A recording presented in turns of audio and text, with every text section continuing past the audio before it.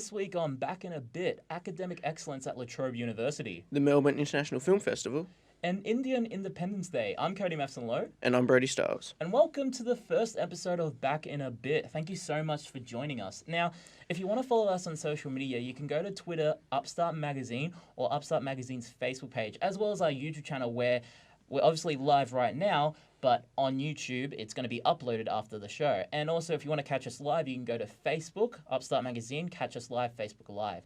Brody, how's it going? First episode. Good, yeah, first episode. Very excited. Yeah.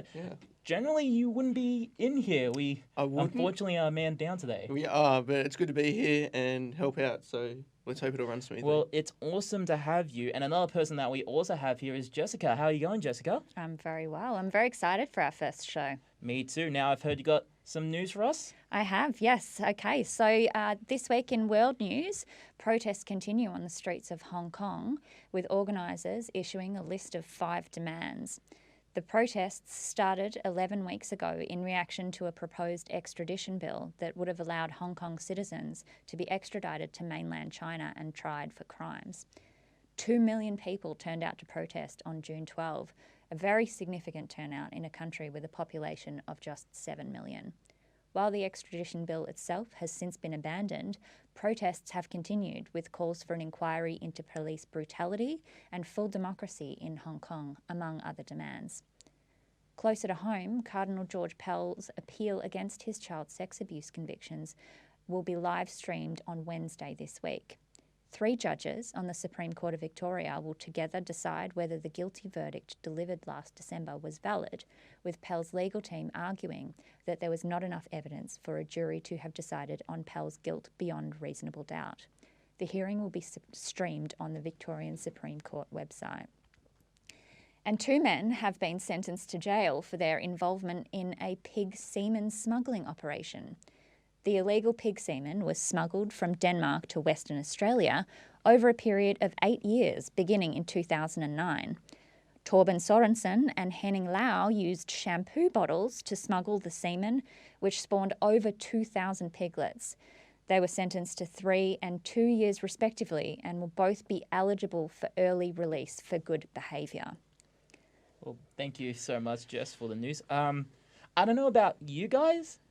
Pig semen, not generally the first thing I think of when international smuggling.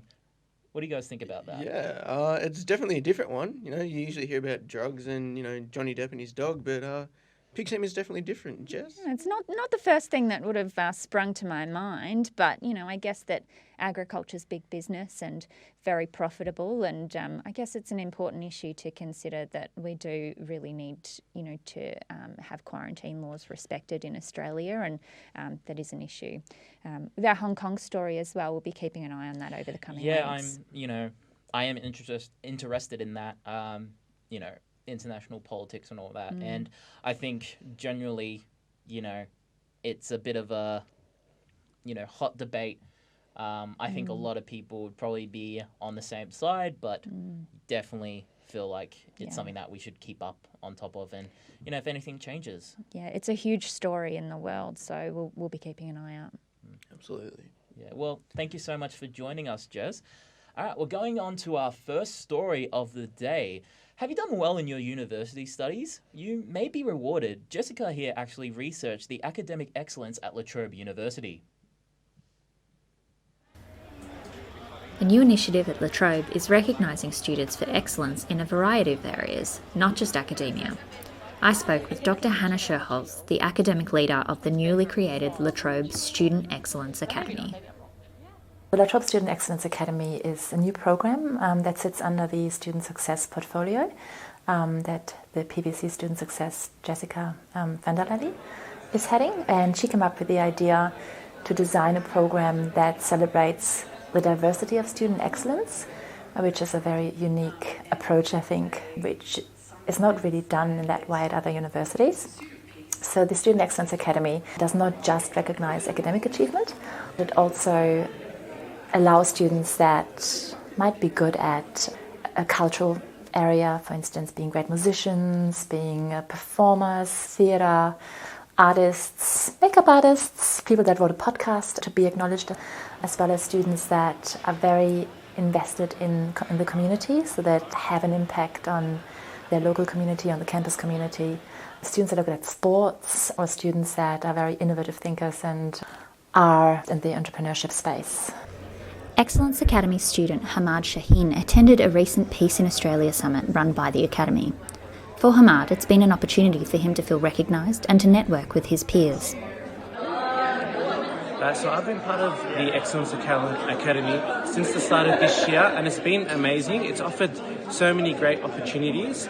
We're really privileged to have all these opportunities to us, and as you can see today, it's quite a full room. Students love taking advantage of the opportunities that they offer, and it really does help turn the university experience beyond your conventional studying and just completing a degree. It offers really rich extracurricular experience, things that you can add to your resume.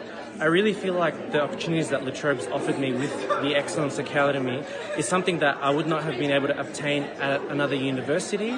They've really made me feel like I'm an individual over here, and I've been very blessed with all these opportunities. And it's taken my networking to the next level, the friendships and the partnerships that I've made to another level, and just my engagement with uni.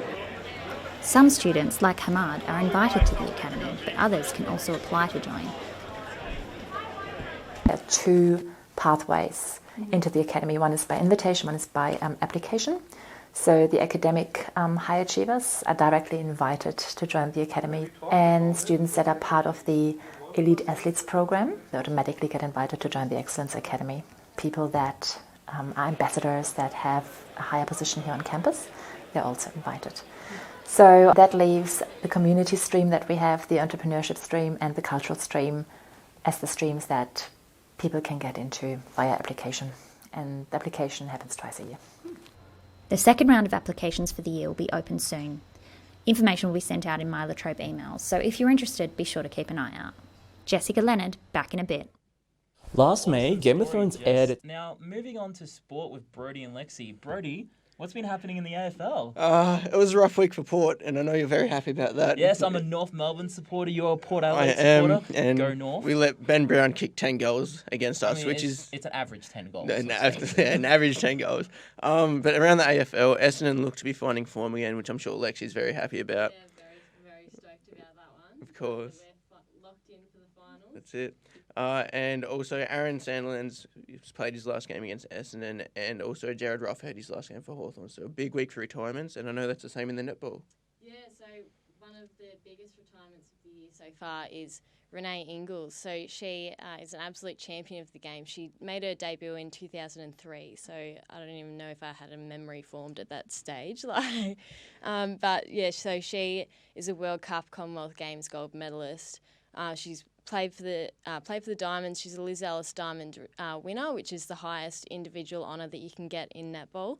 And she just decided at the start of this year, when she was signing her contract, that it was, the right time for her and her family. And she had retired once before at the Adelaide Thunderbirds, but she said there was something in her that just knew that, she still had a little bit left in the tank. So, yeah, that was... So she played her last home game for the Vixens on the weekend, but she still has the finals to, finish off her career with a high. Yeah, would it be good if, maybe finish off your career with a championship? Yeah, exactly. She's already got 4. So, if you've got 5 premierships, eventually she'd have a statue of herself, wouldn't she? That's a pretty big career, you'd have to think so. Yeah. And that's not all in netball. The Magpies' Kelsey Brown went down with an ACL injury. Yeah, so this was the first, it's an expected ACL injury, and it was the first big knee injury of the weekend. She caught the ball, and on the landing, her knee wobbled, and it looked horrific. And her injury, you could say her family has got fantastic sporting genes, but their knees aren't too great. So her sister, Maddie Brown, is currently recovering from her second ACL injury. So not the best news for Collingwood there. And then to add to that, there were a couple more knee injuries just in the Thunderbirds-Giants game, where both Thunderbirds shooters injured their knees, and one of the shocking ones was Emma Ride's hyperextension, which it literally looked like the back of a horse's leg. It was shocking. It wasn't nice. It was not good to see. And it does point to the fact that out of the 80 athletes in Suncorp Super Netball, 10 so far have got season-ending injuries.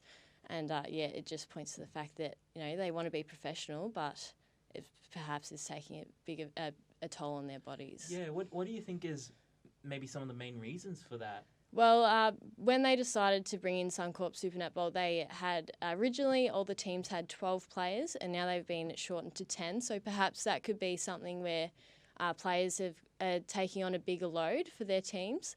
But yeah, it just seems like there's ACL injuries everywhere this season. And I see there is a scarf over there. What's the story behind that? So the Queensland Firebirds, I'm so proud we won our first game after we had 13 goes at it. Finally got there. We and won quite convincingly 68-62 over the West Coast Fever. And I cannot be happier. I mean, we've won 2 premierships in a row, but this feels pretty good too, I think. I'm sure it feels awesome. Now, looking at international sports, Brody, you've been keeping a close eye on NFL's Valentine Holmes. What do you make of his performance? Yeah, look, it's been a good journey for Holmes, but I can see it coming to an end pretty quickly. In his second preseason game, he had 3 carries for 3 yards, and unfortunately on the Jets, who are already pretty solid at his position, that's just not going to cut it. So it'll be interesting to see what happens, but his journey might be coming to an end, unfortunately. Yeah, and he's Australian, isn't he? He is, yeah. He was playing rugby before this in Australia. That's actually tends to be a bit of a trend now with a lot of rugby players going over to America. That's it. Yeah, we've had a few now. There's a couple of New Zealand guys who play rugby who've moved to NFL, and another Australian as well. So it's good to see it growing a bit, but we still have a lot of work to do to catch up. And moving to tennis, Nick Kyrgios in the Cincinnati Open lost to Khachanov in the 3rd set, but he did have a bit of a meltdown. He was fined $113,000, mainly for unsportsmanlike conduct, which is just huge, really, and he spent a lot of time, swearing at the ref, which was not good to see. It was very hard to watch. Lexi, what do you make of that? Usually I can find some excuses for Nick's behaviour and can see the good in things, but this time I think it just did go to a whole new level. I mean, his behaviour, I don't think it's confirmed, but it was believed that he spat at the umpire, which, if you're doing that, that's just a big no for me. And the ATP have actually come out to say that there could be additional fines or suspensions. They're still looking into it.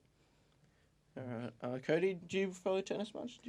No, I did. I did see a video the other day of Kyrgios where he threw the water bottle, and he's like the ref or whatnot. The one I'm not a big tennis fan, but he's like, you threw the water bottle, and he's like, it slipped out of my hand. I was drinking and it slipped. Yeah. So I think I know he's a character. But Ash Barty as well. What's going on with her? Ash, you couldn't really get any further polar opposites. So, but Ash, she lost her semi-final to Russian player Svetlana Kuznetsova 6-2, 6-4 in the Cincinnati Open, which meant that she couldn't quite regain that number 1 ranking. Had she made it into the final and won there, that would have been an opportunity for her to regain the number 1 before heading into the US Open. Well, Lexi, thank you so much for joining us. I hope you had a fun time, especially if the Queensland Firebirds winning. Awesome. All right, we are going to a new segment now. It's called The Boardroom. I made it myself. I'm super excited to show you guys. We are looking at the ending of Game of Thrones and the public perception of that. Last May, Game of Thrones aired its final episode to very mixed reactions from the show's audience, but the show's impact on pop culture cannot be understated. Yet, even if you despise the final 2 seasons, I'm here to tell you that there's actually still hope, because the final 2 books might be completely different.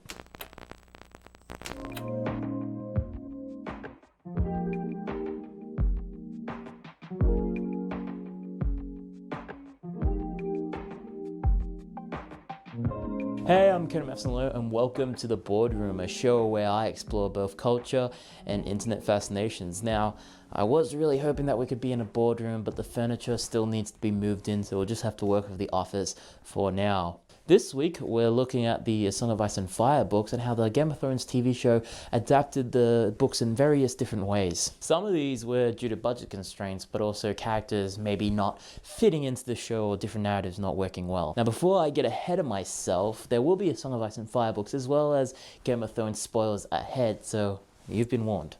One of the main changes from the books is the exclusion of Lady Stoneheart. In the show and book, Catelyn Stark, the matriarch of the Stark family, tragically dies at the Red Wedding. In the show, however, that's it for Catelyn, but in the books it's completely different. Remember these guys, or more specifically this guy?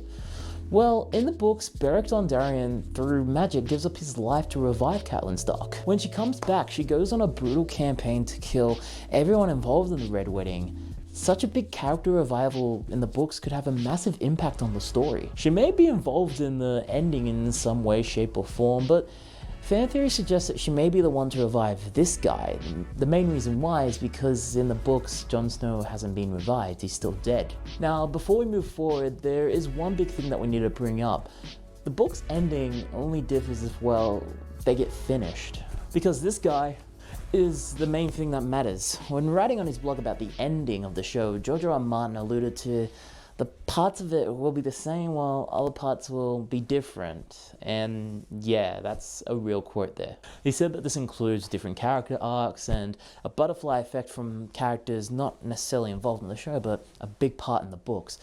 And also that there will be unicorns, which I'm super excited for. So while there may be the same plot points, we can probably expect a little bit of a different journey. An example of these differences between a character's journey in the books is Tyrion Lannister. In A Dance with Dragons, Tyrion meets two characters excluded from the show, a man named Griff and his son, young Griff. It doesn't take long for Tyrion to figure out that Griff is an exiled Jon Connington, a former Lord of Westeros and friend of Rhaegar Targaryen, Daenerys' brother, but also Jon Snow's dad. Tyrion also figures out that young Griff is Aegon Targaryen, the son of Rhaegar, who was thought to be killed by this guy when he was an infant. At this point in the books, Tyrion had not met Daenerys, and by the end of A Dance with Dragons, he has only met her once. So he hasn't told of a potential Targaryen in the world. That's it for the episode. If you want to have a look at a longer detailed version of it, you can go to Upstart Magazine's YouTube channel where we discuss a little bit more about Aegon and as well as Bran Stark. But that's it from me, Cody. I'll see you next time in the boardroom. So, Brody, have you watched the show? I have, and I have to say I was so disappointed in that last season, but I am really hoping the books are better. Yeah, I think that definitely seems to be the common case. A lot of people disappointed by the ending. I think because of how strong the show started. And, you know, I think season 4, season 5, all those sort of mid-seasons were super awesome. Just have the show kind of end a bit lackluster. It's a bit disheartening to me. It was very disheartening.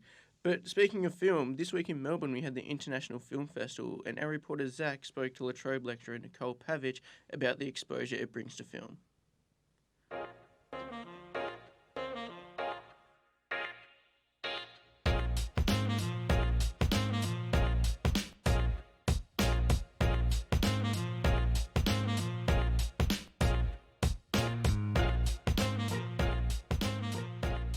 I think the Melbourne International Film Festival has a huge impact on the culture of film, particularly in Melbourne. It's such a fantastic opportunity for filmmakers and also film lovers. The Australian film landscape is at a really exciting time at the moment. I really do think that a lot of independent filmmakers particularly are really making a conscious effort to show more creative and more diverse stories.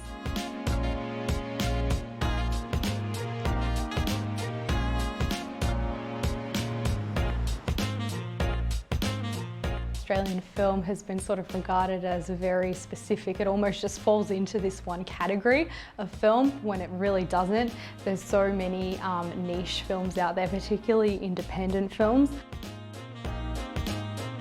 as a student, like it's a great opportunity to see a lot of up-and-coming directors and producers and even actors, because probably I'm going to be hopefully working with a lot of these people, and it's great to see people that are not that much older than me producing some of this content. It's not just film. There's short films. There's a lot of. What I've really liked is the talks with a lot of directors. As a student, I've learned a lot through coming to MIF. It's entertaining, but it's also a good learning experience.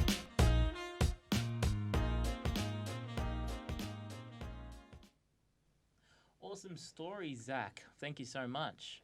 All right, and Cody, you've recently been to see Once Upon a Time in Hollywood, and we brought Jess in to have a talk about Tarantino movies. What do you guys think about it? Yeah, it premiered, I think, in Victoria at the Melbourne International Film Festival, which was super awesome. Jess, you've seen a couple of Tarantino films? I've seen the Kill Bill films, and a long time ago when I was a teenager, I watched Pulp Fiction. So I quite liked them, but I'm generally not a fan of sort of ultra-violence in movies, which is weird because I love horror movies and I'm okay with it in those sorts of movies, but in a lot of the Tarantino movies that I've seen, I kind of thought that it was maybe a little bit over the top in certain parts with the violence. Yeah. And how did you find the violence in his newest movie? Because it's meant to be quite different. It's a very dialogue-heavy sort of story. One that I could kind of say it's close to is maybe more of a Reservoir Dogs that had a lot of dialogue intersplice with violence, but I would say that honestly, probably the least violent in terms of the whole film in Tarantino's films. You know, you have a look at like his recent films, Hateful Eight and Django Unchained, and that's been, you know, pretty violent. And that's been a main sort of criticism of him, is that he over-relies on it. But I think his dialogue that I've always found super interesting and super good really shine through. Okay. And there's been a few allegations of sexism in the movie. What did you make of that? Yeah, it's always a thing with Tarantino. He's always going to get those allegations, and I think some of them are, you know, are oftentimes right. I don't know about you guys. Have you ever felt that with his films, that a little bit sexist?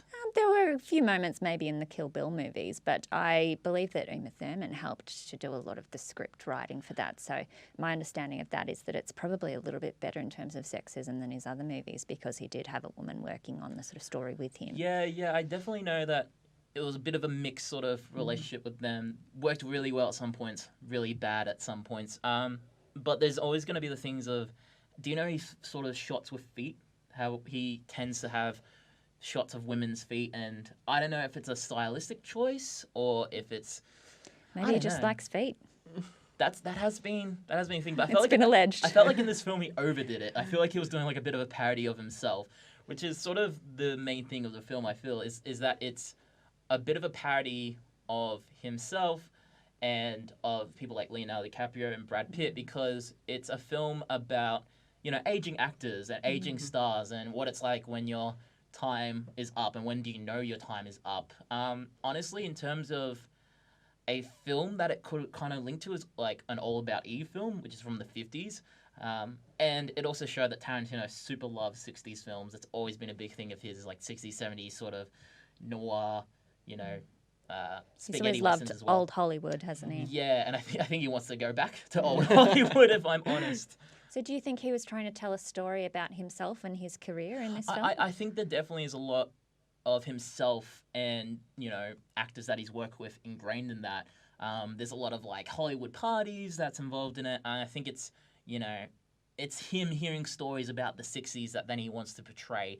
And, you know, he's not going to necessarily outright state it's about me, but I think there's definitely a lot of themes about him in that film. What do you think it would have been like to go to one of those 60s Hollywood parties?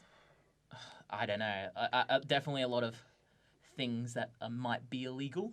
I'm not too certain. So I know Tarantino loves to hold film parties in his home. He's just a big film lover and a lover of Australian film as well. Yeah. He said he wants to work in the Australian film industry a lot. I do know that there is a bit of a controversy as well with Bruce Lee.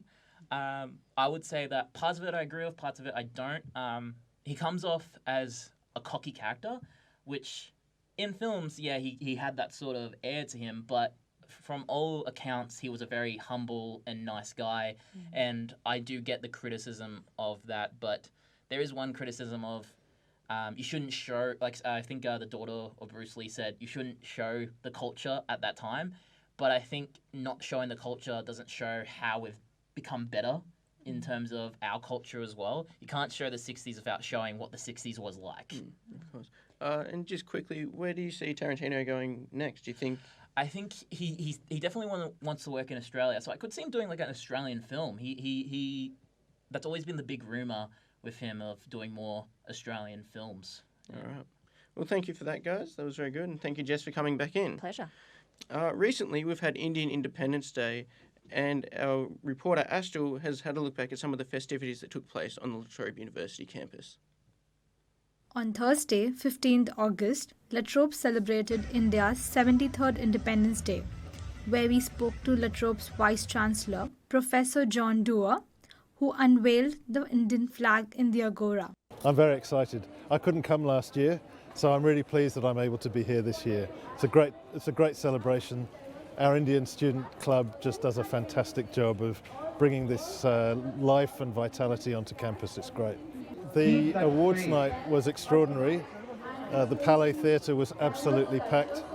And of course the big reason for that was that SRK was there, but it was a great honour for me to be there and to present an award to an Indian filmmaker for his commitment to diversity. But it was a wonderful event. And of course the next day we had SRK come out here to receive an honorary doctorate from the university, and I think that was just a really joyful day. It was fantastic. We also spoke to Ian Wolford, who is a lecturer in Hindi language and Asian studies at Latrobe University. He believes Latrobe is a very multicultural community.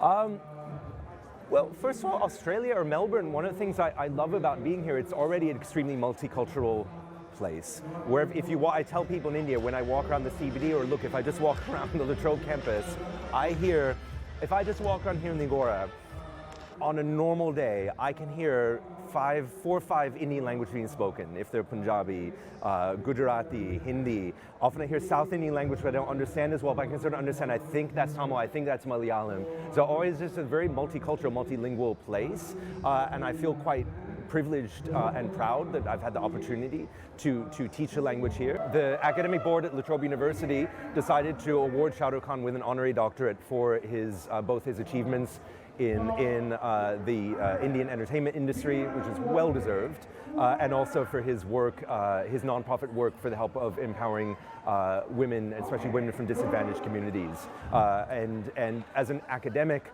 I think he's extremely deserving of this award, even just for his work in the Indian entertainment industry. I've been not just a fan of his, but I've learned Hindi from his movies. The first Hindi film I saw was Kuch Kuch Hota Hai, and I didn't know Hindi as well then. It's just amazing to learn Hindi from things like that. My own students have become fans of his. Those that aren't from India, we watch his films in class. So I think just for his achievement in entertaining billions upon billions of people, it's well worth it for that. And then as a fan, as a lifelong fan, it was quite surreal to be in the same room with him, to stand next to him and talk to him. I'll never forget it. He seems like a genuinely lovely person. He interacted with our students, he interacted with our staff members. He took the time out, even though it was raining. He went and went on stage. He did his lungi dance with 3 Australian Bollywood dancers who'd been dancing on stage for hours. They didn't know he was coming, and he went to go dance. He said, well, he invited the dancers to come out. So he seems like a very giving and genuine person. This is Astral and Radis for Back in a Bit. Awesome report, Astral. I don't know about you, but I didn't know much about Shah Rukh Khan before you got here. Did you? No, not a whole lot. I kind of read up, when I saw the event, I read up a bit and saw that he'd done a lot of humanitarian work, like with women and that. And I think it's just so great to see someone like of his stature interacting with the crowd and all across the world. It's so good to see. Yeah, I think anytime an actor can do that and can have a good influence on the world is super awesome. And I wish a lot more people strive to be like him. He seems like a absolutely nice and awesome dude. That's it. It's really good to see. I mean, you just can't say thank you enough to him for spreading the culture. It's important that happens, especially in a very big Indian community in Australia. That's it. And his honorary degree was I can't remember what it was now. Can you? I think it was humanitarian and media industries, but yeah, super deserving. That's it. All right, well, that's all we've got time for today. Thank you for joining us. If you want to catch us on our social media, you can go to Upstart Magazine on Twitter, Facebook, and YouTube. Catch the episode live on Facebook Live, or catch the episode after it airs on YouTube Upstart Magazine. But that's it for the episode. Thank you so much for joining us. I'm Cody Mathson Lowe. And I'm Brody Stars. And we'll be back in a bit.